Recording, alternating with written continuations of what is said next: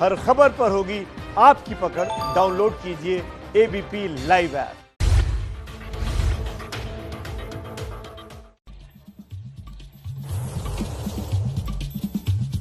इस वक्त आप ये सीधी कवरेज देख रहे हैं पटना से, पटना विधानसभा परिसर से, जहां पर एबीपी न्यूज की ये खास इंतजाम किए हैं। बिहार का एग्जिट पोल अब से ठीक आधे घंटे के बाद पहला आंकड़ा आपको दिखाई देगा कि आखिरकार बिहार में नई सरकार किसकी बनने जा रही है। क्या नीतीश कुमार और बीजेपी मिलकर आसानी से सरकार बना लेंगे, या तेजस्वी यादव और कांग्रेस का महागठबंधन उनको चुनौती देगा, उनको सत्ता से हटा देगा। क्या होंगे वो आंकड़े? अब से सिर्फ आधे घंटे का और इंतजार, आंकड़े आपके सामने होंगे। खास मेहमान इस चर्चा में हमारे साथ लगातार जुड़ते जा रहे हैं। फिलहाल के लिए मेरे साथ केवल राष्ट्रीय जनता दल के प्रवक्ता चितरंजन जी मौजूद हैं। बहुत बहुत स्वागत है आपका चितरंजन जी, धन्यवाद वक्त निकालने के लिए, जुड़ने के लिए। कुछ और मेहमान धीरे धीरे आते जाएंगे, उनका परिचय हम आपसे करते जाएंगे। आ चुके हैं सारे मेहमान। राजेश राठौर कांग्रेस से हमारे साथ जुड़ चुके हैं, अभिषेक झा जेडीयू से हमारे साथ जुड़ चुके हैं, और हम इंतजार कर रहे हैं अब वहाँ जो स्थिति है मतदान केंद्रों में जो लाइनें लगी हैं, वो लाइनें जब आखिरी वोट पड़ जाएगा सुमित, उसके बाद हमारे आंकड़े एग्जिट पोल के आना शुरू हो जाएंगे। एक जिम्मेदार चैनल होने के नाते हमें ये मालूम है कि नतीजे एग्जिट पोल के कितने महत्वपूर्ण हो जाते हैं जहन के लिहाज से उन मतदाताओं के, और इसीलिए हम इंतजार कर रहे हैं जैसे ही वो आखिरी मतदाता अपना वोट डाल देगा, आपकी स्क्रीन पर अब से बस कुछ ही मिनटों का इंतजार है, आपकी स्क्रीन पर वो रुझान, वो आंकड़े, वो नतीजे आना शुरू हो जाएंगे। अभी जो मेरी सहयोगी शोभना ने खास इंतजाम और बंदोबस्त किए कि भाई चॉपर में सवार होती है और पटना के तमाम बढ़िया इलाकों का वो दौरा करती है, लेकिन ये बढ़िया इलाकों से सबसे ज्यादा महत्वपूर्ण इलाका ये है जहां इस वक्त हम मौजूद हैं, बिहार असेंबली का ये परिसर और वो पीछे बिहार असेंबली की वो बिल्डिंग। तो शोभना, जरा ये बता दीजिए कि आपका चॉपर तैयार हो गया है, सारा का सारा इंतजाम आंकड़ों के साथ हो गया है?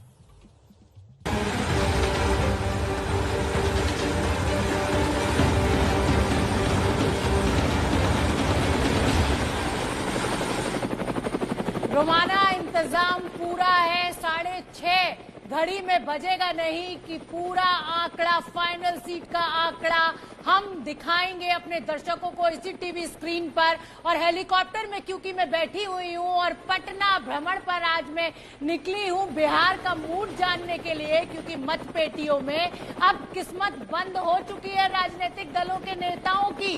तो किसका होगा राजतिलक, कौन बनेगा मुख्यमंत्री? तेजस्वी यादव का होगा शुभारंभ या नीतीश कुमार लेंगे संन्यास? इसी पर नजर हमारी। और क्योंकि फाइनल काउंटडाउन शुरू हो चुका है रूबिका, इसलिए 10 तारीख को जो फाइनल आंकड़ा आना है उसकी आज झलकी तस्वीर हमें मिल जाएगी इस एग्जिट पोल में, जो हमने सी वोटर के साथ मिलकर किया है। और अब मैं अपने दर्शकों को जल्दी से पटना दिखा देती हूँ, तमाम वो ऐतिहासिक जो प्लेसेस हैं पटना की वो दिखा देती हूँ, क्योंकि पटना क्यों जरूरी हो जाता है। बिहार की सत्ता का केंद्र है पटना, मुख्यमंत्री दफ्तर है, यहाँ पर सेक्रेटरिएट है, और मैं आपको बता दूं कि विस्कोमान भवन जहाँ पर कई केंद्रीय दफ्तर भी है, कई राज्य सरकार के भी दफ्तर है, प्राइवेट दफ्तर है, वो भी आपको पीछे दिखाई दे रहा है। बिहार की जनता ने किसको दिया है अपना मैंडेट, ये अब तस्वीर साफ होने लगेगी जैसे ही 6:30 बजे पहला आंकड़ा आएगा। और आपके सामने गोलघर दिखाई दे रहा है, आन बान शान पटना की। और मैं आपको ये बता दूं, गांधी सेतु भी आपको दिखाई दे रहा है। तो इसी हेलीकॉप्टर में बैठकर मैं अपने दर्शकों तक, आप तक सबसे पहला आंकड़ा, बिहार का फाइनल आंकड़ा पहुंचाऊंगी ठीक 6:30 बजे। अब मैं रुक कर लेती हूँ मेरी सहयोगी रोमाना का, जो हमें ये समझाएंगी कि स्क्रीन पर आंकड़ा आपको कैसे देखना है। 5 रीजन्स में हमने डिवाइड किया है, सीमांचल, मिथिलांचल, अंग प्रदेश, उत्तर बिहार और मगध भोजपुर। समझाइए रोमाना हमारे दर्शकों को। देखिए, हर बार की तरह अनोखे अंदाज में आंकड़े आप तक शोभना पहुंचाएंगी और मैं इस वक्त इलेक्शन सेंटर में हूं। मैं आपको ये बता रही हूं कि जब आंकड़े आ जाएंगे तो आपकी आसानी के लिए, क्योंकि आंकड़ा अहम होता है, वो आंकड़ा लगातार कुछ इस अंदाज में हम अपनी स्क्रीन पर सजा कर रखेंगे ताकि आप सहूलियत से किसी भी पल वो पूरा आंकड़ा, पूरा नंबर जा पाए। और आंकड़ा का जो आएगा वो शुरुआत में आंकड़ा 5 बजे तक का आएगा और उसके बाद फाइनल एग्जिट पोल का कट आएगा। और किस तरीके से आप उस आंकड़े को देख पाएंगे ये समझ लीजिए, स्क्रीन को समझ लीजिए। इस वक्त आप ऊपर की तरफ जो आप देख रहे हैं टॉप बैंड, यहां पर 243 की 243 बिहार विधानसभा की सीटें, वो आंकड़ा हम आपको दिखाएंगे। नीतीश प्लस मतलब एनडीए, लालू प्लस मतलब महागठबंधन, इसके अलावा पासवान की सीटों का हिसाब भी आप ऊपर की तरफ देख पाएंगे और अन्य। तो इस तरीके से पूरी 243 सीटों का हिसाब इस ऊपर की पट्टी में आप देख पाएंगे। अच्छा, मेरे स्क्रीन के एक तरफ आप यूपीए को देख रहे हैं और दूसरी तरफ आप एनडीए को देख रहे हैं। मतलब एनडीए और यूपीए के आंकड़े आप स्क्रीन के दोनों तरफ देख पाएंगे। एनडीए जिसमें जेडीयू है, बीजेपी है, वीआईपी पार्टी है जिसमें हम पार्टी है जीतन राम मांझी की। तो ये 4 दल एनडीए के, इनका अलग अलग ब्रेकअप भी हम आपको दिखाएंगे। इसके अलावा यूपीए देखिए, यूपीए में आरजेडी, कांग्रेस और जो लेफ्ट पार्टीज हैं 3, उनको हमने एक साथ क्लब कर दिया है। तो ये पूरा यूपीए का गणित ब्रेकअप के साथ किस पार्टी को कितनी सीट, ये हम दिखाएंगे आपको स्क्रीन के दोनों तरफ, यूपीए, एनडीए। और ये जो नीचे की पट्टी है ना, इस नीचे की पट्टी में वो जो अभी शोभना बता रही थी, बिहार को हमने 5 रीजन में बांटा है। उन्हीं 5 रीजन का रीजन वाइज पूरा गणित, जिस तरीके से सीमांचल हो गया, या अभी आप चलते हुए नीचे मगध भोजपुर देख रहे हैं, अब उत्तर बिहार आ गया है। उत्तर बिहार की जिस तरीके से 73 कुल सीटें हैं, तो ये 73 सीटें कितनी नीतीश प्लस के खाते में जा रही हैं, कितनी लालू प्लस के खाते में जा रही हैं, अन्य के खाते में कितनी सीटें जा रही हैं, तो ये हिसाब पूरा नीचे की तरफ चलता रहेगा। अभी हर तरफ आंकड़ा 000, क्योंकि ठीक 6:30 बजे वो बड़ा आंकड़ा आपका चैनल एबीपी न्यूज आपके सामने रखेगा। फिलहाल सीधे आपको लेकर चलते हैं अपने स्पेशल पटना स्टूडियो, जहां से सुमित हमारे साथ मौजूद हैं। बड़ा विश्लेषण, बड़ी कवरेज लगातार जारी। सुमित, शुक्रिया रुमाना, स्क्रीन को समझाने के लिए। बस अब इन आंकड़ों को भरने की दिक्कत है, उसकी ही देरी है, दिक्कत तो नहीं कहना चाहिए, उसकी ही देरी है। ठीक कुछ मिनटों के बाद, मेरे ख्याल से अब से करीब 26 मिनट के बाद आपके पास आंकड़े आने शुरू होंगे और ये जहां जहां 000 लिखा हुआ है वहां पर नंबर्स दिखने शुरू हो जाएंगे। और पहले चरण, दूसरे चरण और आज का तीसरा चरण मिलाकर क्या स्थिति बन रही है, ये एग्जिट पोल सबसे सटीक और बिल्कुल जैसा कि बिहार की जनता ने वोट देने के बाद हमको और सी वोटर्स के तमाम एजेंट्स को बताया, वो आंकड़े आप देख पाएंगे। मेरे साथ इस वक्त शशि शेखर जी, वरिष्ठ पत्रकार, जुड़ रहे हैं। उनके पास लिए चलूंगा आपको पहले। शशि जी, इसके पहले आंकड़े आए, आंकड़े खुले, आपके आंकड़े क्या कहते हैं? बड़ी ध्यान से आप बिहार के चुनावों पर नजर रखे हुए लगातार हमारे साथ संपर्क में हैं। आज आप अपनी बारी बताइए, किस तरह बैठेगा ऊंट? सुमित, मैं आपके इस बेहद अच्छे सर्वे का एंटी क्लाइमैक्स नहीं करना चाहता, उसके लिए मैं भी इंतजार कर रहा हूं बेकरारी से, जैसे लाखों लोग कर रहे हैं। लेकिन एक बात मैं जरूर इस चुनाव पर मैं कहूंगा कि इस चुनाव में बेहतरीन लड़ाई देखने को मिली, जनता का उत्साह देखने को मिला और कोरोना और तमाम बंदिशों, तमाम दुश्वारियों के बावजूद वोटर्स के उत्साह और बिहार की संवेदनशीलता जो है राजनीति के प्रति, उसने इसे बहुत रोचक बना दिया था। तो मैं भी आप ही की तरह प्रतीक्षा कर रहा हूं और लाखों लोगों की तरह, और जैसे ही आंकड़ा आता है तब फिर बात करेंगे इस पर। लेकिन पूरा चुनाव देख के शशि जी आपको क्या लगा? क्या ये चुनाव में, जो मैं आपसे सवाल पूछ रहा हूं ये कि क्या आपको भी इस बात की अनुभूति हुई, एहसास हुआ कि ये चुनाव नीतीश कुमार को हराने के लिए ज्यादा था? चाहे उनके साथी हो, चाहे उनके विरोधी हो, उनके साथ कोई खड़ा दिखाई नहीं दे रहा था। Is it so? क्या ये विश्लेषण ठीक कहलाएगा? देखिए, ये इसमें कोई दो राय नहीं कि नीतीश कुमार केंद्र बिंदु थे। वो बिहार में 15 साल से मुख्यमंत्री हैं, बिहार का प्रतिनिधि फेस है, तो उन्हें तो केंद्र बिंदु होना ही था। और जब कोई आदमी कद्दावर होता है तो उसके सहयोगियों को भी कुछ अलग तरह की दिक्कतें होती है उससे, तो वो थोड़ी सी राजनीति में काट छाट चलती रहती है। लेकिन दो बातें बहुत साफ थी। पहली बात ये कि इस चुनाव में नीतीश कुमार जीतते हैं हारते हैं वो अपनी जगह है, उसके लिए अभी हम थोड़ी देर बाद कुछ उस पर स्पष्टता आएगी। लेकिन मैं दो चीजें बहुत साफ देख पा रहा हूं। एक तो इस चुनाव को जाति पाति की बातें हैं, वो हमेशा मैटर करती हैं, लेकिन उसके बावजूद कुछ मुद्दों ने इस चुनाव को अपने चारों ओर से घेर लिया। दूसरी बात, मुद्दा उठाने के बाद तेजस्वी यादव चर्चा में आ गए और आज वो अपने पिता की छाया से बाहर निकलकर एक इंडिपेंडेंट लीडर बन गए हैं, जैसे उत्तर प्रदेश में अखिलेश यादव बन गए हैं। तो ये बिहार की एक उपलब्धि है कि एक युवा नेता उसको मिला, और चिराग पासवान भी पिता की असामयिक मृत्यु और एक साहसिक फैसले के बाद वो भी एक अगले बार के लिए लीडर है। एक इंटरेस्टिंग पॉइंट जरूर था सुमित, वो थी प्लूरल्स पार्टी जी। वो वोट पाए या ना पाए, लेकिन उन्होंने एक अवधारणा क्रिएट की कि पढ़े लिखे लोग भी चुनाव में उतर सकते हैं, और वो लोग उतर सकते हैं जो लाखों के पैकेज पा सकते हैं पर वो भी बिहार बदलने की ख्वाहिश रखते हैं। मैं इसे हार जीत से कहीं बेहतर मानता हूँ। लड़क लोकतंत्र के लिए जरूरी है, और इस चुनाव में लड़क का अभाव नहीं था सुमित, ये बहुत बड़ी बात थी। शशि जी, आपने जितनी भी बातें की हैं वो यहाँ पर गली में नुक्कड़ पर घूमने वाला एक आम आदमी भी महसूस कर पा रहा है। उसे एक नई तरह की राजनीति अब दिख रही है। वो ये अच्छे तरीके से देख पा रहा है कि कैसे अब नई पीढ़ी आगे आ रही है। ये चुनाव भले ही ना हो, आने वाला अगला जो चुनाव होगा वो एक नए और अलहदा सिस्टम की तरफ रुख करता हुआ होगा। आपका ये बिल्कुल सटीक विश्लेषण है।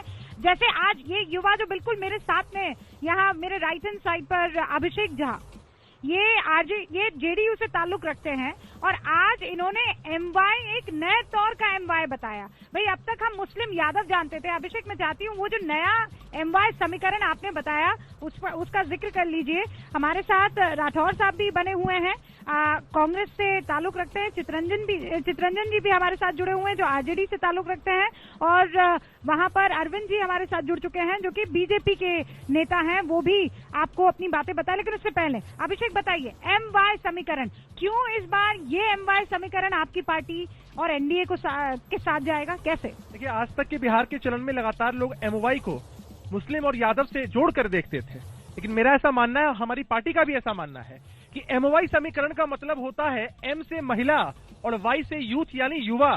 तो आधी आबादी तो पहले ही हमारे साथ थी और युवाओं का भी जोड़ हमारे ही साथ है।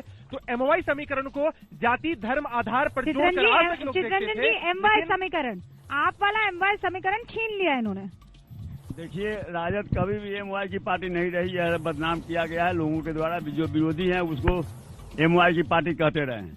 राष्ट्रीय जनता दल ए टू जेड की पार्टी रही है, समाजवादी विचारधारा को लेकर चलने वाली पार्टी रही है। गांधी, लोहिया, जयप्रकाश, अम्बेडकर और कर्पूरी जी के विचारधारा को लेकर संघर्ष करने वाली और उनके आदर्शों पर चलने वाली पार्टी है। इसलिए विरोधी भ्रष्टाचार का स्थान कहाँ आता है, जरा यह भी स्पष्ट किया जाए कि भ्रष्टाचार का स्थान कहाँ आता है। भ्रष्टाचार के आरोप में सजायाफ्ता होकर आपके राष्ट्रीय अध्यक्ष जेल चले जाते हैं और उसके बाद आप लोग स्पष्टीकरण भी नहीं दे पाते हैं कि भाई आपके आदर्श कौन है। आपको जनता को स्पष्ट करना चाहिए आपके आदर्श कौन है। यह सवाल का जवाब मोदी से पूछना मैं आपका सम्मान करता हूँ, लेकिन बिहार की जनता आपके मुखारबिन को जानना चाहती है कि आपके आदर्श कौन है, युवाओं के आदर्श कौन होंगे। सजायाफ्ता है, जिस पर आरोप लगे हैं, वो अक्यूज है, वो होंगे या जो देश की कमाई है। अरे मैं आपसे पूछ रहा हूँ जनाब, अरे आप लोग दम भरते हैं, आप लोग दम भरते हैं। एक मिनट भैया, शांत। अभी 15 मिनट का वक्त और बाकी है, 15 मिनट का वक्त और बाकी है। अभी बहस कर लेते हैं, अभी तो सब लोग चल लगा सकते हैं।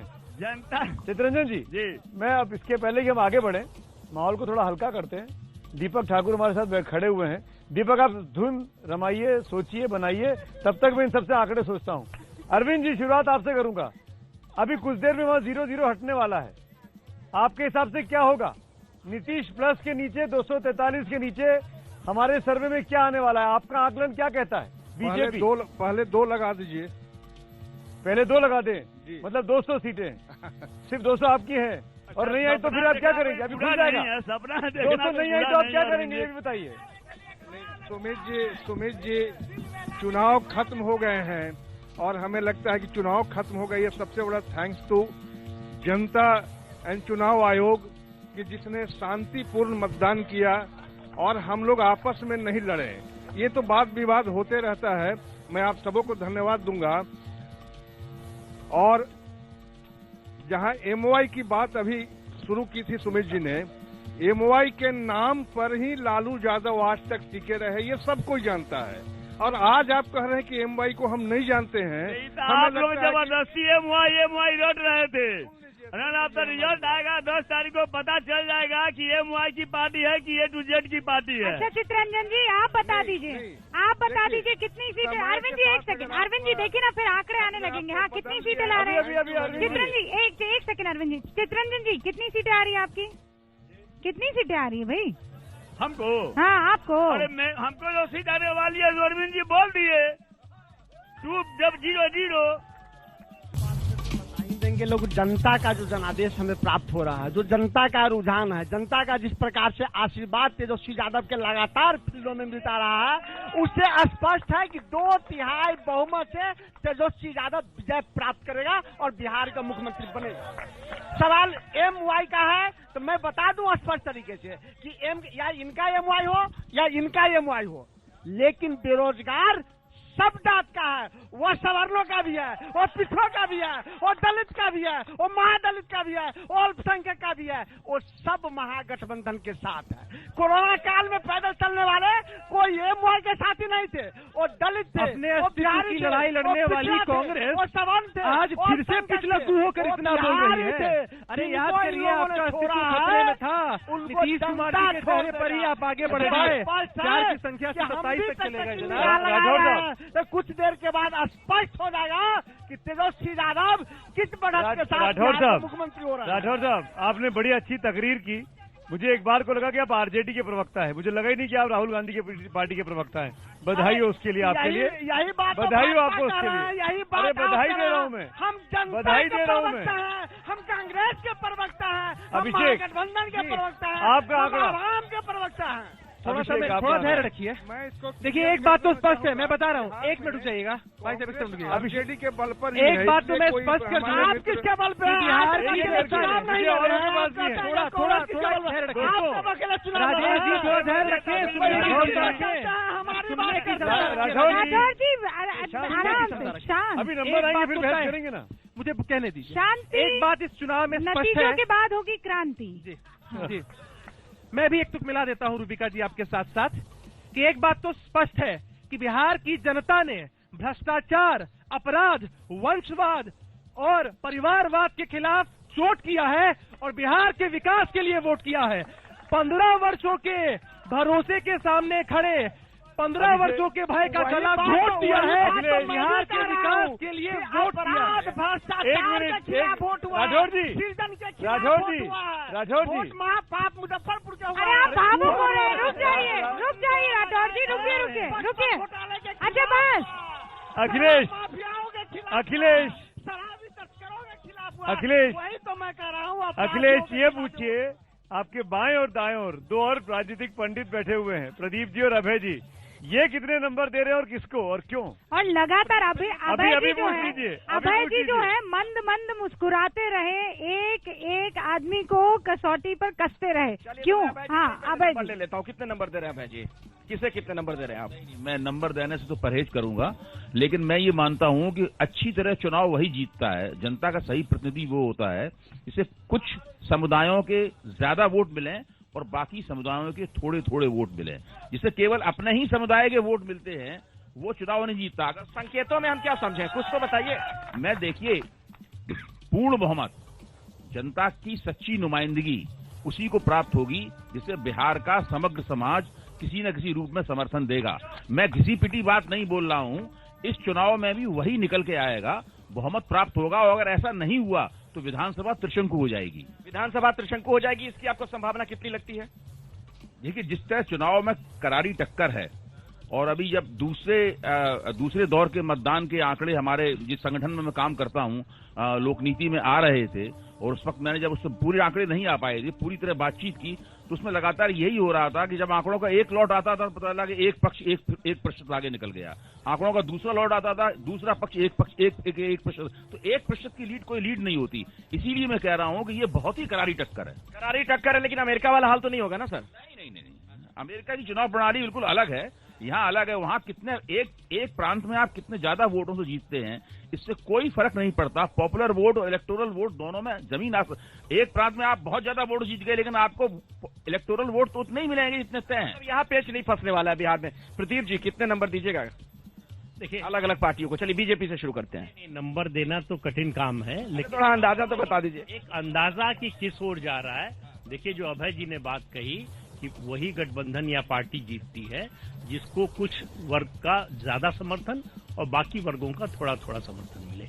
तो ये काफी, बिहार की राजनीति में 3 ध्रुव है, जेडीयू, बीजेपी, आरजेडी।